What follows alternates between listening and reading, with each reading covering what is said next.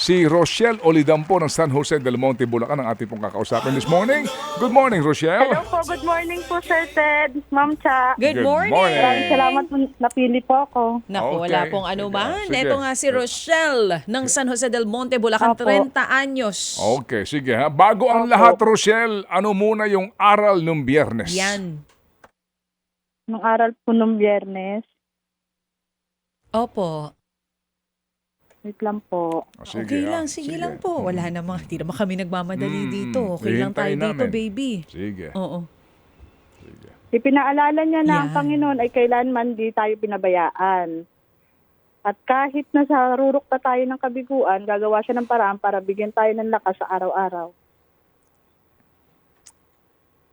Galit ba si Rochelle? Para Sorry, masama, parang para galit. masama- Parang may masama- galit si para Rochelle masama- sa akin. Masama ang Sorry. loob ni Rochelle. Oo. Kasi iniistorbo mo. Kinakabahan lang po ako, Sir Oo. Ted, Ma'am Oo, Cha. oo. Parang- Rochelle, hinga ka parang ng galit malalim. eh. Oo, Ha? eh. Okay. Rochelle, Opo.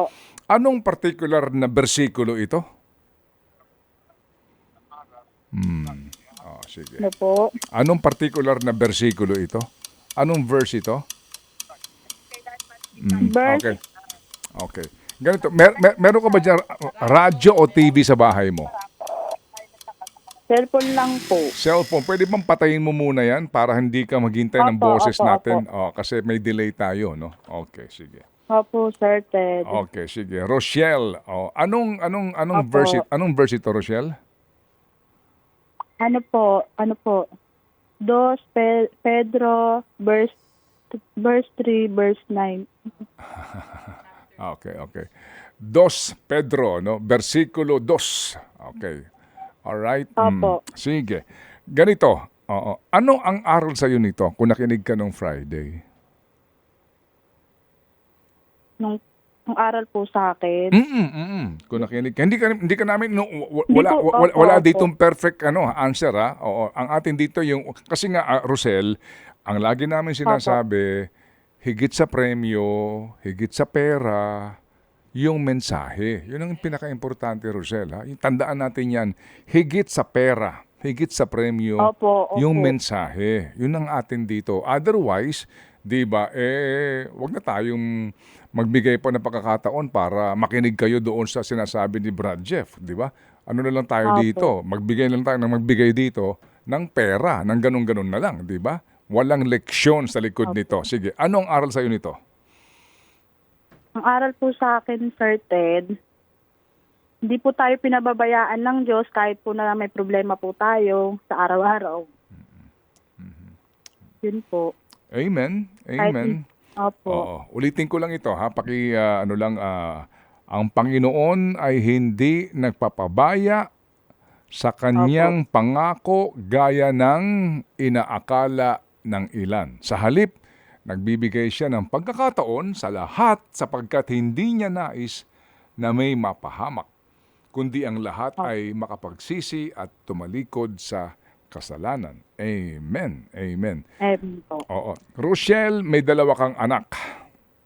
Opo. Sige, pwede bang ikwento mo sa amin ang buhay mo, please? Kwento mo sa amin. Oo, kwento mo, makikinig lang kami. Opo. Huwag kang kakabahan, Rochelle, ha? Dito, walang perfect answer dito. Gusto ka lang namin makilala, gusto ka lang namin mapakinggan ang kwentong buhay mo. Sige, ikwento mo sa amin. Para bagang kumari mo ako. Opo. Okay, sige, kwento mo sa amin ang buhay mo.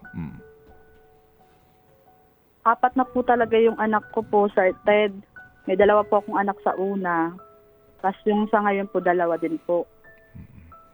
6 na po sana sila, 2 po yung namatay. Sa pangalawa ko po. Kaya po hindi ko po sila makuha kasi po sa hirap din po ng buhay.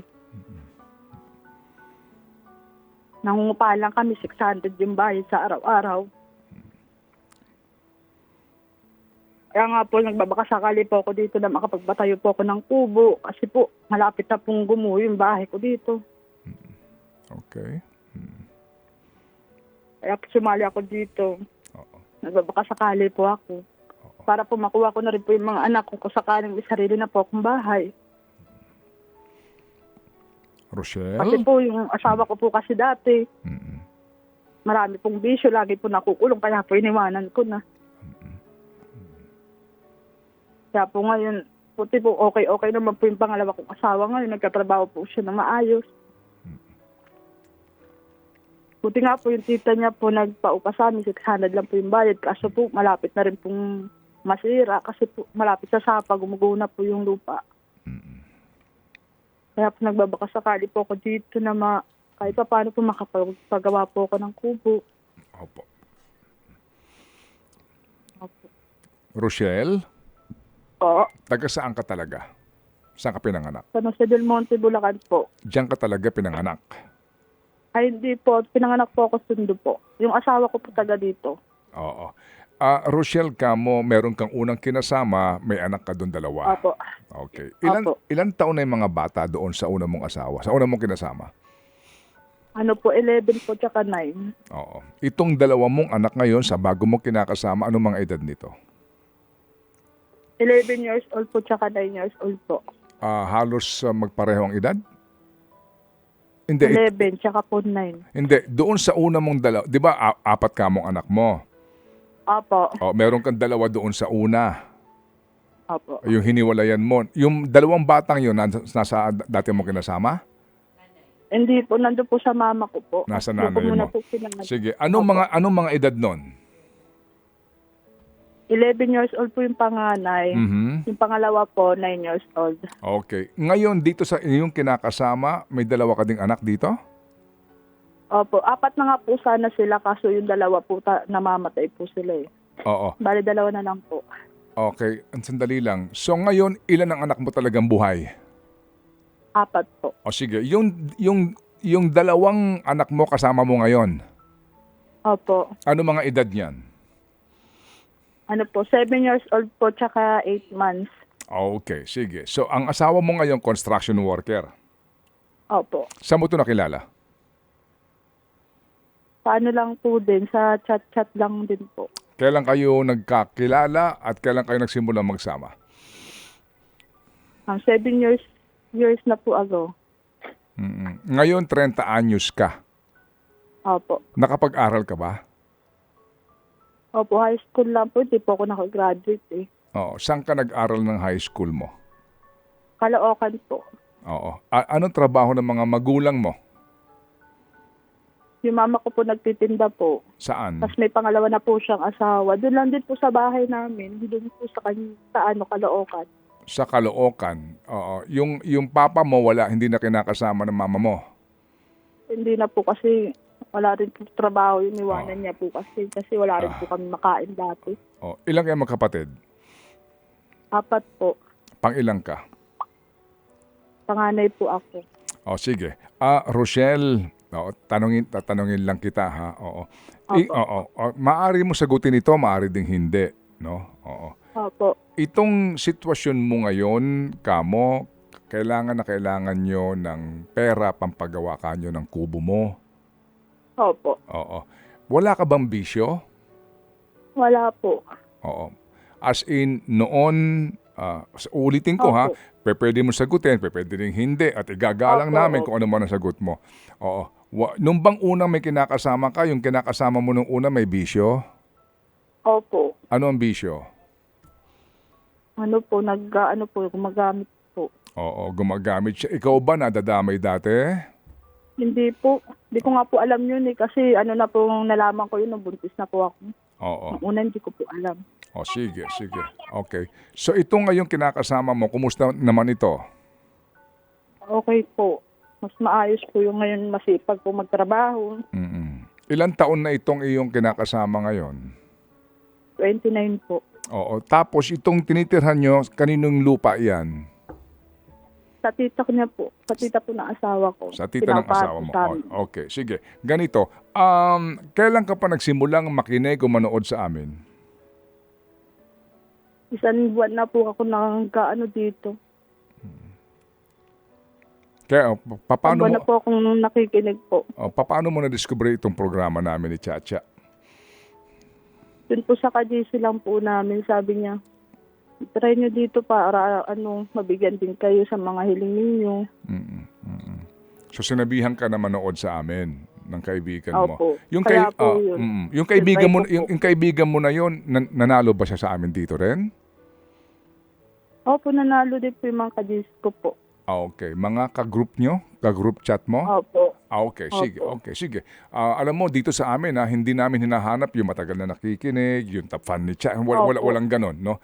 Okay, sige. Ganto, Rochelle. Ang premyo natin ngayon, 2,000 piso. Opo. Okay, 2,000 ito. Saan mo ito balak gamitin? Yan po gusto ko po kasi idagdag na lang muna po sa hanap buhay ko na pa-biscuit-biscuit para po makaipon, makapagpagawa ko na kahit ng kubo po. Sige. So, pa-biskwit-biskwit. Yung biskwit mo na yan, paano yan? Paano ka kumikita dyan? Ano po yun, bumibili lang po ako sa grocery. Pag linggo po ako naniningil. Pag Lunes po ako nagde-deliver sa gusto pong umorder sa akin ng biscuit. Anong klaseng biskwit ito? Ano lang po yung mga Pudgy Bar, Hansel. Okay. Ganun po. Oo. So, bibili ka ng biskwit sa grocery. Saan mo naman binebenta? Dito lang po sa mga kapitbahay, pinapautang po. Okay. Oo. So, dito sa pagbibiskwit mo na ito, magkano ang puhunan mo at magkano ang kinikita mo? Konti lang po ang kinikita ko. Minsan po sa 1K. Nung nabibili ko lang po dun mga 10 pieces na, 10 pieces po na iba't ibang klase. Aha. Kumikita lang po ako mga 300, ganun po. Sige, tingnan natin ha. Ganito, yung mister mo saan ang tatrabaho ngayon? Opo. Sa Saan? Santa Maria lang po siya nagtatrabaho. Nag-uuwian ba Santa siya? Maria. Nag-uuwian siya? Hindi ko po siya pinapauwi kasi po sayang po yung pamasahe. Sabi ko, diyan ka na lang. Gaano siya kadalas umuwi? Ano lang po, tuwing Sabado po umuwi po siya. Oo. Siya ba'y may dati ng kinasama? Siya ba'y may anak sa iba? Wala po, binata po siya. Kaya nga po, tuwa po kasi tinanggap niya ako kahit po may anak na ako. Okay. Yung anak mo sa kanya na panganay, nag-aaral? Opo, grade 2 na po. 4-piece member ba kayo? Hindi po, wala po akong kasali sa mga ganyan po eh. Oo. Sige, ganito. Okay, Rochelle, kung nakikinig ka sa amin ng isang buwan na, alam mo naman na hihingi lang kami ng prueba dito sa mga ikinikwento mo, tapos tatawagan ka namin ulit, ha? Sige, so meantime, tanggapin mo yung 2,000 piso, nag-ambagan dyan si Happy Ninong, tsaka si Happy Daddy, para lang sa iyong premyong ito. Wala kaming ipinapangako sa iyo, hindi kami nangangako na ipagagawa namin yung kubo mo, hindi kami nangangako ng kung ano mang ipupuhunan mo. Ang aming pangako, 2,000 piso, bahala ka kung saan mo balak gamitin, pero hihingi lang kami ng patunay sa mga kwento mo. Okay ba sa iyo yun? Opo, Sir Ted, ma'am siya. Sige, so Rochelle? Opo. Yung 2 anak mo namatay, kanino yon? Dito po sa pangalawa ko po kinakasama. So ano yon, yung panganay tsaka sumunod? Yung yung sumunod po sa pangalawa, yung kakasunod na po, yung pangalawa, pangatlo po yung namatay. Bakit sila namatay? Talo po yun ng tiyan ko eh. Okay. Siguro po hindi rin naalagaan sa check-up po. Okay, sige. Rochelle? Po. Oo. Binanggit mo yung Bible verse kanina, ano ha? Opo. Oo. So ako, ang presumption ko, nakikinig ka kay Brad Jeff, inunawa mo yung Bible verse at ito ang gumagabay sa'yo. Matanong lang kita. Opo. Sa gabi-gabi, bago ka matulog, sa paggising mo, nagdadasal ka ba? Pag lang po, pag natutulog po ako, always po. Oo. Anong panalangin mo, Iha? Nagabayan niya po yung mga anak ko lahat, mga pamilya ko po, ganun po. Kayo na pong bahala sa amin sa araw-araw. Okay. Sige. So malaking bagay din kasi Rosel, yung ating panalangin, no? Oo. At ito nga siguro maganda pakakataon din na ikay makilala namin at abangan namin ang iyong mga patunay sa iyong ikinikwento. Sige, Rochelle, sige, hindi sa amin galing ang 2,000 piso ha. Galing ito sa dalawang nagmamalasakit sa iyo. Okay? Sa kanila ka magpasalamat. Sa kanila ka magpasalamat. Salamat po sa mga sponsor po na nagbibigay po sa walang sawang sumusuporta sa amin. Pati sa inyo, Sir Ted at Ma'am Cha. Okay. Salamat din sa iyo, Rochelle, sa iyong tiwala Opo. sa aming programa at ito ang ating simula ng ating Maraming salamat ugnayan. po. Salamat din sa iyo ng marami. Si Rochelle Ulidampo ng San Jose del Monte, Bulacan para po sa ating pong winner today sa ating What's on Your Mind. No? 2,000. Galing po yan kay Happy VG at kay Happy Ninong. Ted Filon at DJ Chacha. Ngayon, nasa Radyo 5, 92.3 News FM. Monday to Friday, 6 to 10 a.m.